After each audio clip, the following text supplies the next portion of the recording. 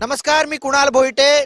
जय महाराष्ट्राच्या महासंग्राम महापालिकेच्या कार्यक्रमामध्ये मी स्वागत करतो. मी सध्या आहे कल्याण डोंबिवली महानगरपालिकेमध्ये, ज्या महानगरपालिका क्षेत्रामध्ये खुद्द भारतीय जनता पार्टी पक्षाचे प्रदेशाध्यक्ष राहतात.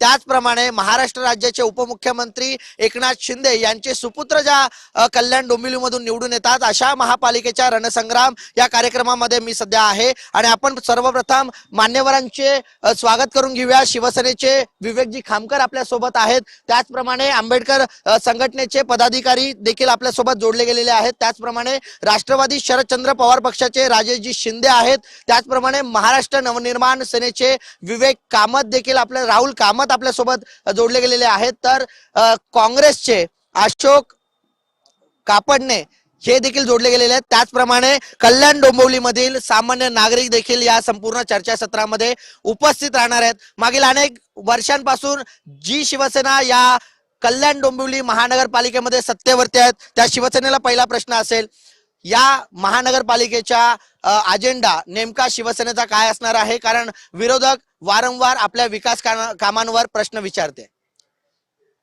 डोंबिवली कल्याण महानगरपालिकेचा आज तुम्ही 25 वर्ष बोलात. 25 वर्षाचा पूर्ण जर कार्यकाल म्हटलं तर 25 वर्षात या डोंबिवलीच्या जनतेने जो झालेला बदल तो पाहिलाय. आणि मुख्यतः डॉक्टर श्रीकांत एकनाथ शिंदे यांच्या 2014 नंतरचा हा जो डोंबिवलीचा जो कायापालट केलाय, रस्ते असून दे, मूलभूत गरजा असून दे किंवा इतरही मोठे प्रोजेक्ट असून दे, या गोष्टीला त्यांनी प्राधान्य देऊन ते जास्तीत जास्त प्रमाणे केलेला आणि या डोंबिवलीचा कायापालट केलेला आहे. पण हा सगळा कायापालट करत असताना अजूनही ज्या मूलभूत समस्या आहेत या संदर्भामध्ये विरोधक प्रश्न विचारताना पाहायला मिळत आहेत. आपण वचननामा जाहीर केलेला आहात का? वचननाम्यामध्ये कल्याण डोंबिवलीकरांना शिवसेनेकडून काय मिळणार आहे? आता एकंदरीत सुधारणेच्या दृष्टीने जर आपण बघायला गेलो तर हा डोंबिवलीतले जे मोठे ब्रिज आहेत, मानकोली असून दे, पत्री पूल असून दे, किंवा आता मेट्रोचा जो मोठा जो चालू आहे तो असून दे, असे बरेचसे प्रोजेक्ट आहेत जेणेकरून नागरिकांना त्रास होणार नाही, या रहदारीच्यामुळे त्रास होणार नाही, या गोष्टीचा प्राधान्य देऊन खासदार डॉक्टर श्रीकांत शिंदे किंवा युतीच्या माध्यमातून त्यांनी ही कामं केलेली आहेत. आपण अपक्ष म्हणून फॉर्म भरलेला आहे. काय नेमक्या समस्या कल्याण डोंबिवलीमध्ये आहेत? कारण शिवसेना म्हणतात की मूलभूत गरजा ज्या आहेत डोंबिवलीकरांच्या त्या आम्ही गेल्या 25 वर्षामध्ये पुरवलेल्या आहेत. मूलभूत गरजा बोलण्यापेक्षा जे सत्तेत होते ना त्यांनाच मोठं केलेलं आहे. 65 इमारतींचा प्रश्न सगळ्यांसमोर आहे. अनधिकृत इमारती यात लोक भरडले कुठले गेलेले आहेत? सर्वसामान्य लोक. मग हे नक्की जे त्यांचं जे विजन कंप्लीट झालं ते बोलतात, ते कोणासाठी केलेलं आहे? सत्ताधाऱ्यांसाठी किंवा बाकीचे जे त्यांचे बिल्डर वगैरे असेल त्यांच्यासाठी केलेलं आहे. सर्वसामान्य लोकांसाठी काहीच झालेलं नाही. यातून राष्ट्रवादी शरदचंद्र पवार पक्षाची काय भूमिका या महानगरपालिकेमध्ये असणार आहे? कारण अनेक वर्ष शिवसेना सत्तेमध्ये आहे, आपण महाविकास आघाडी म्हणून लढताय. एक मोठं आव्हान असणार आहे, कारण 25 वर्ष सत्तेत असणाऱ्यांसमोर आपण उभे ठाकलेले आहात. आज निवडणुका आल्या, आमदारकी खासदारकी आली की हे घोषणा करतात, हा प्रकल्प तो बरोबर 5 वर्ष का झोपले होते का? सर्वात पहिली गोष्ट. दुसरी गोष्ट, आता यांच्याकडे जे पण उमेदवार आहेत ते आयात केलेले उमेदवार, काँग्रेस राष्ट्रवादी आणि या पक्षातून आयात केले, यांच्याकडे स्वतःचे उमेदवार कुठे आहेत हे यांनी दाखवावं. आणि नुसत्या घोषणा करून इलेक्शनवरती घोषणा करायच्या, निकृष्ट दर्जाची कामं करायची. आज रस्ते झाले, मान्य करतो, पण रस्त्याला दर्जा आहे का जाऊन तुम्ही बघा. आज कल्याण डोंबिवलीच्या बाजूला अंबरनाथ बदलापूर शहर आहे, आज ते शहर डेव्हलप झालं, चांगल्या प्रकारचे स्कायवॉक झाले, चांगल्या प्रकारच्या नियोजन झाले. तिथे आपल्या डोंबिवलीत का होत नाही? गेली 35 वर्षे सातत्याने एकाच पक्षाचे आमदार, एकाच पक्षाचे खासदार आहेत, आणि डोंबिवली सुशिक्षित नगरी म्हणली जाते. का नाही सांगा तुम्ही मला? का डेव्हलपमेंट होत नाही? का आमदार करू शकत नाही? फक्त नामदारी आमदार. आणि आज त्यांच्याकडे आहेत, सत्ताधाऱ्यांकडे कोण लोक आहेत? आमचीच लोक आहेत. 2005ला आमची सत्ता होती. आमची सत्ता असताना 1850 कोटी आम्ही तामिळनाडूला आणले होते. त्यानंतर देवेंद्र फडणवीसांनी एक घोषणा केली, 6,500 कोटी देतो 2015ला, 6.5 रुपये दिले नाही अजूनपर्यंत. मग त्या घोषणेचे जबाबदार कोण? सर, महाराष्ट्र नवनिर्माण सेना आणि शिवसेना उद्धव बाळासाहेब ठाकरे पक्ष हे खांद्याला खांदा लावून प्रत्येक महापालिका लढताना पाहायला मिळतोय. अनेक अजेंडे आपण ठरवले असाल, काय नेमका प्रतिसाद नागरिकांकडून या युतीला मिळतोय? नाही, सन्माननीय हिंदू हृदय सम्राट बाळासाहेब ठाकरे यांचं जे स्वप्न होतं आणि महाराष्ट्रातल्या कानाकोपऱ्यातल्या प्रत्येक नागरिकाची इच्छा होती की दोन भाऊ एकत्र यावे. त्यानुसार जे दोन बंधू ठाकरे बंधू जे एकत्र आलेले आहेत त्यानुसार जनतेच्या मनात एक प्रचंड असा आनंद आहे. आणि आमचे ज्या वेळेला आम्ही प्रचारात फिरतो त्यावेळेला आम्हाला स्पष्टपणे दिसतंय की हे दोन्ही बंधू एकत्र आल्याचे जे काही परिणाम जे आहेत ते येत्या महानगरपालिका निवडणुकीत आपल्याला दिसतील.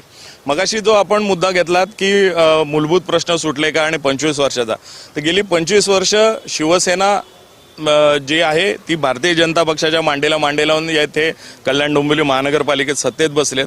नंतर शिवसेनेतले सगळेच्या सगळे नगरसेवक शिंदे गटाने घेतले. 5 वर्ष झाली इथे प्रशासकीय राजवट आहे, पण शहरातले जे काही मूलभूत प्रश्न आहेत ते काही सुटलेले नाहीत. पाण्याचा जर प्रश्न घेतला तर 140 MLD पाणी हे MIDC कडनं मंजूर आहे, पण ते कधीतरी ठाण्याला पळवलं जातं किंवा नवी मुंबईला पळवलं जातं. ते पूर्णच्या पूर्ण पाण्याचा कोटा कल्याण डोंबिवलीच्या नागरिकांना मिळत नाही. शहरात जर तुम्ही म्हणत असाल रस्ते झाले, तर रस्ते काही यांच्यामुळे झालेले नाहीत. रस्ते JNN URMचा जो काही निधी आला होता त्या माध्यमातून हे सगळे कॉन्क्रीटचे रस्ते झाले. आणि केवळ रस्ते केले म्हणजे विकास होत नाही. जे विकासाचे प्रकल्प किंवा विकास पुरुष म्हणून घेणारे इथले जे खासदार आहेत त्यांनी आज जर तुम्ही बघितलं तर शहरामध्ये जो पलावाचा उड्डाणपूल आहे तो अर्धवट स्थितीत राहिलेला आहे. पलावाचा जो कल्याणशीळ रस्ता आहे तो 6 पदरी केलेला आहे, परंतु 4च चालू आहेत. 2 याचा अजून भूसंपादन देखील झालेला नाही. तुम्ही जर डोंबिवली पश्चिमेकडून 90 फीटला कल्याणच्या दिशेने जाणारा जो ठाकुर्ली उड्डाण पूल आहे तो गेली कित्येक वर्ष हा अर्धवट पडलेला आहे. रिंग रूटचं काम जे आहे ते रिंग रूटचा ठेकेदारच पळून गेलाय अशी आमची बातमी आहे. फेरीवाल्यांचा स्टेशन परिसराला वेख आहे. न्यायालयाने याच्याबाबतचे 150 मीटर वेकेट करायचे आदेश देऊन सुद्धा सत्ताधारी इथे मलिदा खाण्यातच व्यग्न आहे. त्यामुळे या सर्व लोकप्रतिनिधी आणि भाजप शिवसेनेने या शहराचा बट्ट्याबोळ केलेला आहे. काँग्रेस ही देशामध्ये मोठा पक्ष मानला जातो भारतीय जनता पार्टी नंतरचा, कारण संसदेमध्ये विरोधी पक्षनेता आपला आहे. कल्याण डोंबिवली महानगरपालिकेमध्ये सुद्धा 2.5-3 वर्ष आपली सत्ता होऊन गेलेली आहे. आता या महानगरपालिकेमध्ये काय चित्र नेमकं काँग्रेसचे दिसतील, कितपत सीट ज्या आहेत त्या काँग्रेस निवडून आणू शकेल? आता सध्या आमच्याकडे जवळजवळ 45 सीट उभे केलेले आम्ही काँग्रेस पक्षातर्फे, आणि आमची पूर्णपणे होईल तेवढी शक्य म्हणजे जवळजवळ 95% आम्ही उमेदवार निवडून आणण्याचा प्रयत्न करणार आहोत. त्या पलीकडे आता असं सांगू शकतो की जर समजा आपल्या नगराचा विकास जर बघितला, डोंबिवली शहराचा विकास जर बघितला तर एकदम शून्य आहे. याचं कारण म्हणजे जर समजा डोंबिवली शहर हे स्मार्ट सिटीमध्ये गिनती केलं तर आपला डोंबिवली शहर हे स्मार्ट सिटीमध्ये गिनती करलं असे ते म्हणजे BJPच्या काही मंत्र्यांनीच त्याला म्हणजे डिक्लेरेशन केलेलं होतं. आणि BJPचेच काही मंत्री येऊन बोलतात की हे डोंबिवली शहर एकदम घाणेरडं शहर आहे. म्हणजे हा याचा अर्थ काय होतो? आमचा जो अजेंडा आहे आता यापुढचा जो असेल, आपला जो दवाखान्याचा प्रश्न आहे, एखादी स्त्रीला जर समजा गर्भवती जर असेल, तिला जर समजा सोनोग्राफीची जर गरज असेल अत्यावश्यक, परंतु हे महानगरपालिकेची जर समजा डॉक्टर लोक आहेत ते प्रायव्हेट डॉक्टरची चिठ्ठी लिहून देतात. याला कारणीभूत कोण? तुमचे रस्ते आहेत, रस्त्याच्या बाजूला दिवे आहेत, दिव्याची जर समजा तुम्ही LED लाईट बघितली, प्रकाश जो बघितला तर त्याचा तो तुम्ही हे काउंट केला का? त्याचा प्रकाश कसा आहे, काय कसं आहे? म्हणजे म्हाताऱ्या माणसांनी जाता येताना म्हणजे त्या रस्त्यात पडायचं की उठायचं का चालायचं हा एक मोठा प्रश्न आहे. दुसरी गोष्ट, आज आपल्या फुटपाथचे जे प्रश्न जर बघितलं साहेब, तर आज अक्षरशः फुटपाथ पूर्ण फाटलेले आहेत, त्याचे झाकणं बरोबर नाही आहेत. याला कारणीभूत कोण आहेत? आज आमची सत्ता नसताना आमच्या म्हणजे काँग्रेस पक्षातर्फे आम्हाला म्हणजे त्यावेळेस जवाहरलाल रोजगार हमी योजनेच्या अंतर्गत आम्हाला रोडचे पैसे आले होते ते महानगरपालिकेमध्ये, पण त्याचा पण काय उपयोग झालेलाच नाहीये. याला कारणीभूत कोण? शिवसेना उद्धव बाळासाहेब ठाकरे पक्षाची काय भूमिका असणार आहे? थेट मशाल विरुद्ध धनुष्यबाण असा सामना या ठिकाणी पाहायला मिळणार आहे. मशाल क्रांती करू शकेल कल्याण डोंबिवली महापालिकेच्या निवडणुकीमध्ये? एक बघा, सगळ्यात पहिले समजून घ्या की गेली 5 वर्ष किंबहुना 5 वर्षापेक्षा जास्त या ठिकाणी प्रशासकीय राजवट आहे. आणि प्रशासकीय राजवट म्हटलं की त्या ठिकाणी सगळे अधिकार शासनाकडे असतात. आणि 5 वर्षात कशा प्रकारे गोंधळ घातलेला आहे हे तुम्ही, आम्ही आणि जनता जाणते. आणि तुम्ही म्हणालात की मशाल, तर तुम्ही 16 तारखेला बघाल की मशाल कशा प्रकारे या ठिकाणी गुलाल उधळेल. हे निश्चितपणे तुम्हाला सांगतोय की आत्ता जे असलेले आदरणीय पक्षप्रमुख उद्धवसाहेब, त्याचबरोबर राजसाहेब आणि आघाडी शरद पवारसाहेब आणि आघाडीचे आमचे आत्ता सांगितल्याप्रमाणे निश्चितपणे हे स्थानिक स्वराज्य संस्थांच्या निवडणूक आहेत. त्यामुळे फक्त स्थानिक प्रश्नच प्रायोरिटीने घेऊन की बाबा ह्या बाकीच्या गोष्टी आहेत ते चालत राहतील, परंतु स्थानिक पात्र त्या प्रभागात काय आहे त्या हिशोबाने आम्ही चाललोत. आणि आम्हाला निश्चितपणे विश्वास आहे की ज्यावेळी 16 तारखेला रिझल्ट बघाल त्यावेळी आघाडीची किंबहुना युतीची शिवसेना उद्धव बाळासाहेब ठाकरे आणि राजसाहेब बंधू एकत्र जे आलेत यांची सत्ता या ठिकाणी महापौर बसलेला असेल. आताच काही वेळापूर्वी आपल्यासोबत भारतीय जनता पार्टीचे देखील प्रतिनिधी उपस्थित झालेले आहेत. खरं तर युती होणार की नाही होणार हा एक संभ्रम कार्यकर्त्यांमध्ये होता. दोघांमध्ये बैठकांचं सत्र सुरू होतं. काही जण म्हणाले युती तुटली, मात्र ऐन टायमाला ही युती जुळलेली आहे. नाराज कार्यकर्त्यांची समजूत कशा प्रकारे काढली, बंडोबांना थंड करण्यासाठी काय नेमकी शक्कल भारतीय जनता पार्टीच्या वरिष्ठ नेत्यांनी आणि तुम्ही स्थानिक नेत्यांनी वापरलेली आहे? नाही, मुळात युती होतीच. केंद्रात राज्यात सगळीकडे भारतीय जनता पार्टी, शिवसेना, राष्ट्रवादी, रिपाई हे सगळे युतीमध्येच आहेत. इथे स्थानिक लेवलला करायची की नाही करायची याबाबतचे काही निर्णय स्थानिक पातळीतील नेत्यांना दिलेले होते. त्यात काही लोकांची मागणी होती की युती करू नये, पण वस्तुस्थिती सगळी लक्षात घेता परिस्थिती जी काय आहे आणि त्याच्यातनं सगळ्यांना न्याय देण्याच्या दृष्टिकोनातनं शेवटी वरिष्ठ नेत्यांनी निर्णय केला की युतीमध्येच लढलं पाहिजे आणि त्याप्रमाणे युती झालेली आहे. आपल्यासोबत सामान्य नागरिक देखील आहेत ज्यांनी जे या कल्याण डोंबिवलीमध्ये गेल्या अनेक वर्षांपासून राहतात. काय नेमक्या समस्या सामान्य नागरिक म्हणून तुम्हाला उद्भवतात? काय सत्ताधारी असतील किंवा जे आता निवडून येणारे आगामी नगरसेवक असतील यांच्याकडून काय अपेक्षा नेमक्या आहेत तुमच्या? आता तुम्ही ते बघत असाल की सर्वसामान्य नागरिक हा आलेलाच नाहीये. अगदी हाताच्या बोटावर मोजून इतकाच आहे. याचं कारण म्हणजे तो चिडलेला आहे. मागील 25 वर्षामध्ये जी अपेक्षा आपण केली होती ती पूर्णच झालेली नाहीये. आज पायाभूत सोयीसुविधांचा पूर्ण बाणवा या डोंबिवलीमध्ये आहे. आपण म्हणतो उच्च शिक्षितांची आणि सुसंस्कृत डोंबिवली शहर, पण तिथे या गोष्टी कुठेही आता दिसेनासे झालेल्या आहेत. कारण आपण ज्या नगरसेवकांना निवडून देतोय त्यांना नगरसेवक आणि त्याचे कर्तव्य आणि जबाबदाऱ्या काय ह्याची त्यांना व्याख्याच माहिती नाहीये. तो विकास करतो पण कोणाचा स्वतःचा करतो. तो 2 व्हीलरवरून फिरणारा एकदम 4 चाकीमध्ये जातो आणि लोकांच्या समस्या विसरून जातोय. आणि आज वारंवार बघतोय की तेच नगरसेवक निवडून येत आहेत 25 वर्षामध्ये आणि त्यांनी काहीही केलेलं नाहीये.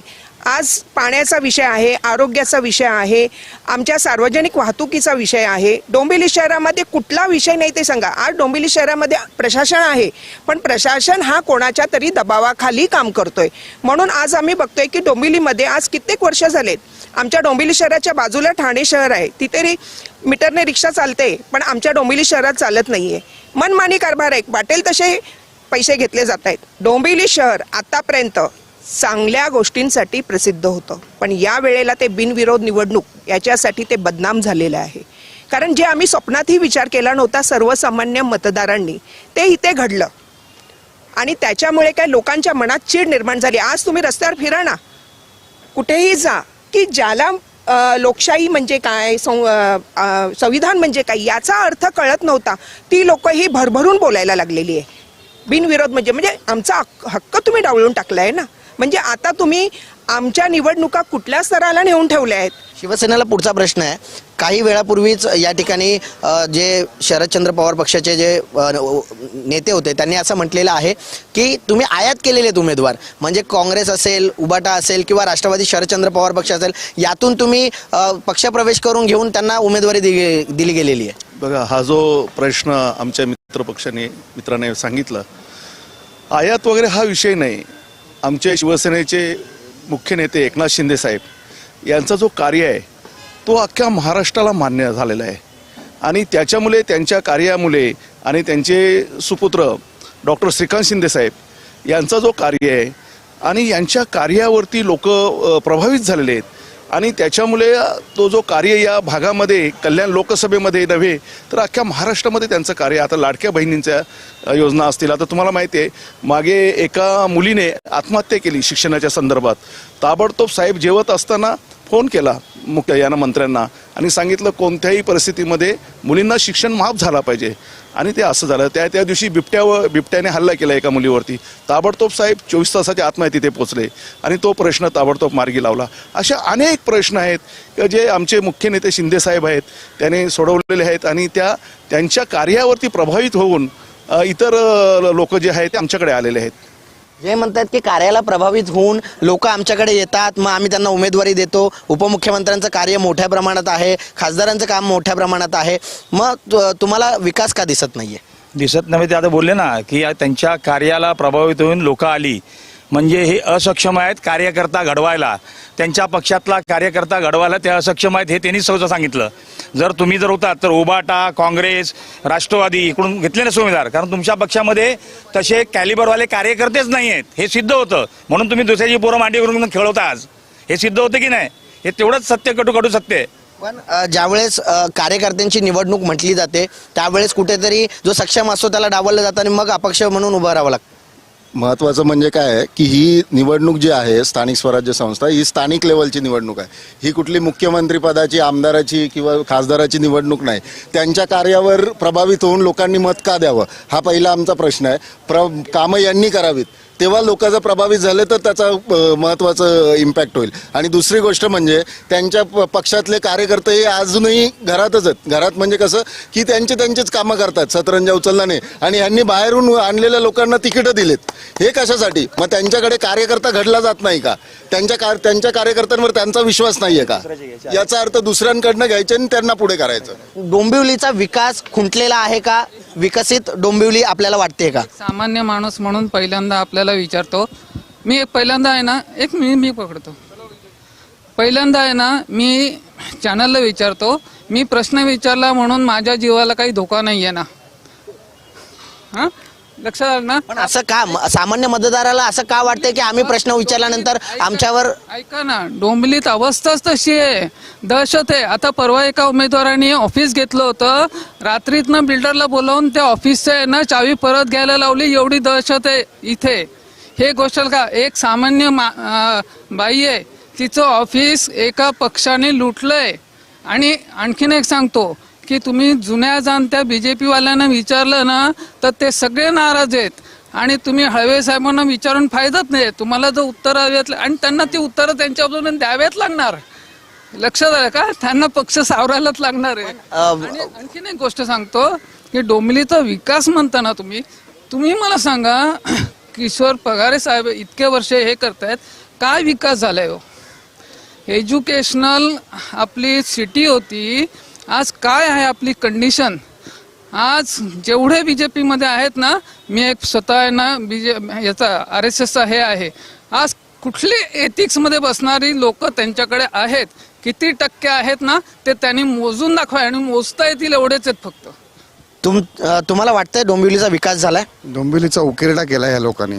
आणि मी डोंबिवलीचा कस्तुरी प्लाझापासून मी बघतोय. डोंबिवलीत लहानपणापासून इथेच जन्म झाला माझा. इथे ST स्टँड होता, तो ST स्टँड MIDCत गेला. इथलं शास्त्रीनगर हॉस्पिटल होतं, शास्त्रीनगर हॉस्पिटल 2 मजल्याचं तेच झालं. पण एम्स हॉस्पिटल डबल झालं. मानव कल्याण केंद्र 1 मजला होतं. हे मानव कल्याण केंद्र एक शासनाचं ट्रस्ट, आपलं खाजगी ट्रस्टचं हॉस्पिटल आहे, ते ट्रस्टचं हॉस्पिटल ते डबल झालं. पण डोंबिवलीतल्या नागरिकांना मूलभूत सोयी सुविधा काही मिळत नाही. आज येताना तुम्ही फक्त 4 रस्त्याला एक पोस्टाची पेटी आहे, मी फोटो काढायचं विसरलो. आज सिमेंट रोड झाले, दळबद्री रोड सिमेंट काय त्याचं लेवल नाही काय नाही. पण त्याच्या बाजूला एक 30 वर्षाची पोस्टाची पेटी अशीच म्युझियम सारखी ती जतन करून ठेवलेली आहे. ती मला वाटतं डोंबिवलीची 100 वर्ष झाली, 80 वर्ष झाली की त्याच्यात पेटी काय पडत नाही, काही नाही आहे. पण डोंबिवली ती पेटी तशीच आहे. आणि सिग्नल नाही आहे डोंबिवलीमध्ये, एकही सिग्नल नाही आहे. आणि आयुष्यमान योजना कल्याण डोंबिवली महापालिकेत कुठे चालू आहे ते जरा यांनी सांगावं. जरा मी सत्ताधाऱ्यांकडे जाऊन आलो, मला असं विचारायचं आहे, RSSचेच काही सामान्य नागरिक आहेत, त्यांचं म्हणणं आहे की एथिक्स नसलेले लोक तुम्ही घेतलेले आहात, तुम्ही एथिक्स बाजूला सोडून लोक पक्षामध्ये घेत आहेत, सामान्य कार्यकर्त्यांना तुम्ही संधी देत नाही आहेत किंवा तुमची दहशत आहे डोंबिवलीमध्ये. सर्वप्रथम ते कोणी सामान्य नागरिक दिसत नाही, त्यांच्या गळ्यात आज कुठल्या तरी लोकप्रतिनिधीचे ते हे आहेत. नाही, सामान्य नागरिक आहात सर्व मान्य आहे, पण तुम्ही आता पक्षाचे हे म्हणून बोलताय. ठीक आहे, सगळेच सामान्य नागरिक आहोत. सामान्य नागरिक आहे, नंतर बाकी तुम्ही दहशत वगैरे म्हणाल किंवा दहशतीमुळे समोरच्या लोकांनी फॉर्म मागे घेतले किंवा अर्ज मागे घेतले आणि बिनविरोध निवडणुका झाला असं तुम्ही बोलताय. तर आता जे आपल्यातले जिल्हा प्रमुख होते त्यांची एक व्हिडिओ क्लिप किंवा ऑडिओ क्लिप व्हायरल होते. त्यांनीच त्यांच्या पक्षातल्या उमेदवारांना सांगितलं की तुम्ही वरिष्ठांच्या सूचनेनुसार तुमचे अर्ज मागे घ्या. त्यांचे अर्ज मागे घेतल्यामुळे समोरचे त्यांचं नाव काय? श्री तात्यासाहेब माने यांची क्लिप सगळीकडे व्हायरल होते. त्या उमेदवारांना त्यांनी स्वतः फोन करून सांगितलं, वर्षा म्हात्रे असं आम्हाला नाव कळण्यात आलंय ज्या क्लिप मार्फत. त्यांनी सांगितलंय की तुम्हाला वरिष्ठांच्या आदेशानुसार म्हणजे मातोश्रीच्या आदेशानुसार तुम्हाला आम्ही फॉर्म अर्ज मागे घ्यायचेत. आणि असे त्यांनी अर्ज मागे घेतल्यामुळे आमचे भाजपाचे किंवा इतर शिवसेनेचे आमच्या महायुतीचे काही उमेदवार हे बिनविरोध निवडून आलेले आहेत. पण विकास हे बघा, फोडाफोडी तुम्ही केली ना, त्याच्यावर आम्हाला काही देणं घेणं नाहीये. तुम्ही प्रश्न चुकीचा प्रश्न विचार, पण ज्याप्रमाणे डोंबिवलीचा विकास खुंटतोय, डोंबिवलीचा विकास करणार आहात का, असा प्रकारचा सवाल तुमचा सत्ताधाऱ्यांना आहे. मग तुम्ही निवडून आल्यानंतर काय नेमका विकास असेल? हे बघा, आम्ही निवडून येण्यापेक्षा ह्या लोकांनी जी घाण केली आहे ना ह्या राजकारणात, डोंबिवलीचं नाव एवढं आता गाजतंय ना सगळ्या चॅनलवर, ते ह्या चांगल्या गोष्टीसाठी मुळीच नाही. जे गाजतंय ना ते कशासाठी गाजतंय ना, ते पुसून काढण्यासाठी किती वर्ष जातील ती बघा. आधी विकासावर बोलण्यासाठी मी आलेली आहे. विकास मी नाही करणार आहात, तुम्ही करणार आहात. 25 वर्ष म्हणताय आम्ही एवढं सत्तेत भोगली, काय केलं विकास सांगावं तुम्ही. साधारण 2 मुलींना साप चावला तर साप घेत त्या मुलींना ठाण्याला पाठवावं लागलं उपचारासाठी. ही आपला विकास आहे. एखादी बाई गरोदर असेल तर तिला कळा आल्यानंतर आम्ही शिवाजीला घेऊन जातोय. हा आमचा विकास आहे. आणि सत्ताधाऱ्यांना माझा प्रश्न आहे, यांचं म्हणणं आहे की हॉस्पिटलची सुविधा नाहीये किंवा या ठिकाणी रस्ते व्यवस्थित नाही आहेत. मग 25 वर्ष सत्तेमध्ये काय केलं? मला वाटतं त्याही जुन्या नेत्या आहेत इकडच्या मनसेच्या, त्यांनी सांगावं त्यांच्या इकडे रस्ते झालेत का नाही.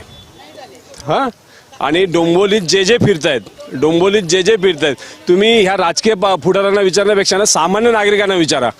मागील 2 वर्षापूर्वी कोरोना नंतर ज्या रस्त्यांचा विकास झालेला आहे, जे काँक्रिटीकरण झालेलं आहे, हे डोळ्याने दिसतंय. परंतु यांना विरोध करायचा आहे फक्त, बाकी प्रत्यक्षात काहीच करायचं नाही. रस्ते झालेत ना, मी सांगते. हे मान्य करा की 25 वर्षामध्ये रस्ते झाले नव्हते, आता काँक्रिटीकरण झालंय, काही ठिकाणी झालेलं आहे, हे मान्य करायलाच पाहिजे. पण त्या रस्त्याचा उपयोग कशासाठी होतोय? त्या रस्त्यावर वाटेल तिथे रिक्षा स्टँड होत आहेत, त्या रस्त्यावरती वाटेल तसे फेरीवाले बसतायत. आम्हाला सर्वसामान्य नागरिकांना ते रस्ते चालायला ठेवलेच नाहीयेत तुम्ही. फुटपाथ पण नाही आणि रस्ते पण नाही. माझं म्हणणं, प्रशासनावर अंकुश ठेवणारे हे लोकप्रतिनिधी असतात. मग ते काय करतायत, म्हणजे रस्ते तुम्ही आमच्यासाठी आम्ही टॅक्स भरतो म्हणून आमच्या पैशातून तुम्ही रस्ते बांधता. पण त्याच्यावरती जर कोणीही येऊन बसून आमचा चालण्याचा रस्ता तुम्ही हिरावून घेताय, मग त्या विकासाचा काही आम्हाला उपयोग नाहीये. स्टेशन परिसर 150 मीटर फेरीमुक्त करा असा आदेश आहे ना कोर्टाचा. मग का नाही अजूनपर्यंत करू शकले? आम्ही का श्वास घेऊ शकत नाही मुक्तपणे? हा प्रश्न आहे मला. शिवसेनेला हा प्रश्न आहे, स्टेशन परिसर मुक्त व्हावा अशी कोर्टाचा आदेश असला तरी सुद्धा फेरीवाला मुक्त स्टेशन परिसर नाही असं मनसेचं म्हणणं आहे. त्याच्यासाठी शिवसेनेचे मागे पण प्रयत्न झाले होते, आता सुद्धा जोरात प्रयत्न चालू आहेत. पण प्रशासन तुमच्या हातामध्ये आहे, सत्तेमध्ये तुम्ही होतात, प्रशासनाला सांगून केव्हाही तुम्ही ते हटवू शकला असता. मुळात फेरीवाला हा जो काय प्रश्न आहे ना, याच्यामध्ये प्रभागात हा विषय आहे, प्रभागातल्या संबंधित एरियाचा. याच्यामध्ये ठराव झालेला आहे, त्याचं इम्प्लिमेंटेशन करण्याकरता सर्वेक्षण झालेलं आहे, त्याचं डिमार्केशन टाटा पॉवर लेनला झालेलं होतं. केवळ नंतर कोरोना आला, त्याच्यानंतर प्रशासकीय राजवट चालू झाली, त्यामुळे तो विषय पेंडिंग राहिला. त्याविरोधात ऑलरेडी भारतीय जनता पार्टी आणि शिवसेनेने ऑलरेडी आयुक्तांनाही पत्र दिलेली आहेत आणि कोर्टाची नोटीस पण दिलेली आहे. आता बरोबर ना, कोर्टाच्या अंमलबजावणी करणं हे प्रशासनाचं काम आहे. नगरसेवकाला आधी पहिले जे आरोप करतायत ना, त्यांनी हे समजून घेतलं पाहिजे की नगरसेवकांची अधिकार आणि कर्तव्य काय आणि जबाबदारी काय. नगरसेवक ठराव करू शकतो, नगरसेवक इम्प्लिमेंट करण्याकरता मागणी करू शकतो. इम्प्लिमेंट करणं ही प्रशासनाची जबाबदारी आहे, प्रशासन करत नाहीये. त्यामुळे ही नवीन बॉडी स्थापन झाल्यानंतर त्याच्यावर यथोचित कारवाई करता येईल. मनसेकडे जाऊन येतो, मनसेकडे जातोय. असं म्हणणं आहे की फेरीवाल्यांचं जे काही इम्प्लिमेशन आहे ते पुढच्या ठरावामध्ये करू. आता हे जे काही सांगतायत ना की त्याने 2 विषय मिक्स केले ज्या दोघांचा संबंध नाही. मुळात ते जे सर्वेक्षण केलं टाटा पॉवर लाईन ते राष्ट्रीय फेरीवाला धोरणाच्या अंतर्गत येतं. ते धोरण ठेवा बाजूला, सुप्रीम कोर्टाने सरसकट रेल्वे स्टेशनच्या जेवढ्या एक्झिट आहेत त्याच्यापासून 150 मीटर हा व्हेकेंट ठेवायला सांगितला. त्याच्याकरता ठरावाची गरज नाही ना कुठल्या सर्वेक्षणाची गरज आहे. सत्ताधारी 5 वर्ष इथे प्रशासन चालवताना आपल्या फायद्याच्या नागरिकांना काय होय याच्यापेक्षा बिल्डर आणि ठेकेदार यांना काय हवंय याच्या करता ते बरोबर प्रयत्नशील आहेत आणि बाकीच्या ठिकाणी ठराव आणि या सगळ्या ज्या गोष्टीची जी अडचण दाखवत आहेत हे सबशेल कोटेज आहेत. यांचे याच्यात आर्थिक हितसंबंध आहेत आणि त्याच्यामुळे फेरीवाला 150 मीटर मुक्त होऊ शकत नाहीये. डोंबिवलीच्या या सुज्ञ शहरामध्ये म्हणजे सुज्ञ नागरिकांचं शहर, बुद्धिमान प्राण्यांचं शहर असं मानलं जाते. या शहरामध्ये आपण आपल्या या पत्रकारांना विनंती आहे की आपण राजकीय आणि राष्ट्रीय पक्षाच्या गुणगान गाजल्यापेक्षा ना डोंबिवलीच्या नागरिकांच्या समस्याचे निवारण केलं पाहिजे. ही बाईट कट न करता ती न्यूजला बघायला भेटली पाहिजे. नक्कीच. माझा सत्ताधाऱ्यांवरती तो स्वच्छताच्या दरम्यान हे बोलतायत. हा व्हिडिओ बघा, हा व्हिडिओ आहे शास्त्रीनगर रुग्णालयातला. हे बघून पण तुम्हाला किळस येईल. तर त्या टॉयलेटला सुद्धा त्यांच्या व्हेंटिलेशन म्हणजे झडपा नाही आहेत अशी परिस्थिती आहे. खाली तिथले हे बघा, टॉयलेट्स बघा. म्हणजे आता सध्याची परिस्थिती ही आहे आणि तुम्ही कशाच्या जीवावर निवडणूक लढवताय? लोकांना हे कळलं पाहिजे की अशी परिस्थिती यांच्या सत्तेच्या ह्याच्यात. एकंदरीत असं अनेक आरोप झालेले आहेत की शिवसेनेने काहीच विकास केलेला नाही किंवा भाजपने काहीच विकास केलेला नाही. तुमचं काय म्हणणं आहे? काय माहितीये का, सत्ताधाऱ्यांनी आज या विरोधकांकडे बोलायला दुसरा कोणता विषयच नाहीये. कारण महत्वाची गोष्ट हे आज जर हे बोलतायत, आता MNHचं घ्या. MNHचे 29 नगरसेवक होते. विरोधी पक्ष याच्यामध्ये 29 नगरसेवक होते. 29 नगरसेवकांनी काय केलं? तुम्हाला विरोधात त्यावेळेस मग जर आम्ही बोललो की त्यावेळेस तुम्ही विरोधात बसून मलिदा खाऊन तोंड गप्प ठेवलं तर ते चालेल का? आता तुम्ही बोलता हे मलिदाचं 5 वर्ष प्रशासकीय संपूर्ण आहे, तरीही या पूर्ण डोंबिवली महानगरपालिके क्षेत्रामध्ये सरकारच्या माध्यमातून, युतीच्या माध्यमातून ज्या सुधारणा झाल्या आहेत ह्या कबूल करत नाहीत. आता याला शब्दच नाही यांच्यासाठी बोलायला. एकंदरीत पाहायचं झालं तर कल्याण डोंबिवली महानगरपालिकेच्या अनेक समस्यांबाबत विरोधी पक्ष असेल त्याचप्रमाणे सत्ताधाऱ्यांनी देखील उत्तर देण्याचा प्रयत्न केलेला आहे असं म्हणायला हरकत नाही. कारण जे काही विरोधी पक्षाने प्रश्न विचारलेले आहेत त्याची तुटकी उत्तरं जी आहेत ती सत्ताधाऱ्यांकडून दिली जात आहेत की काय, अशा प्रकारची परिस्थिती या ठिकाणी निर्माण झालेली आहे. त्यामुळे येत्या महानगरपालिका निवडणुकीनंतर कुणाची सत्ता या कल्याण डोंबिवली महानगरपालिकेमध्ये येते, कुणाचा भगवा किंवा कुणाची सत्ता, कुणाचा महापौर या कल्याण डोंबिवली महानगरपालिकेमध्ये बसतोय हे पाहणं महत्त्वाचं असणार आहे. मात्र निवडणूक जसजशी पुढे जाते तसतसे प्रत्येक मुद्दे गाजताना पाहायला मिळत आहेत. व्हिडिओ जर्नलिस्ट मनोज सोलंकीसह कुणाल भोईटे, जय महाराष्ट्र न्यूज, कल्याण डोंबिवली.